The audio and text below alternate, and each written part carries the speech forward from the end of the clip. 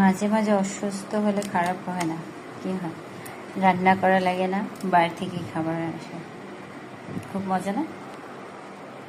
এটা নিয়ে আসছিলাম সিএমএস থেকে। আগে খাওয়া হলো না, তো দুপুরবেলাও খাওয়াবে না, বিকেলে খাবো। এখন এটা খাবো। দইয়ের সাথে আচার না হলে জমে। তবে এই আচারটা কিন্তু আমার বানানো, এটা কিনা না। এই আচারটা নিব একটু।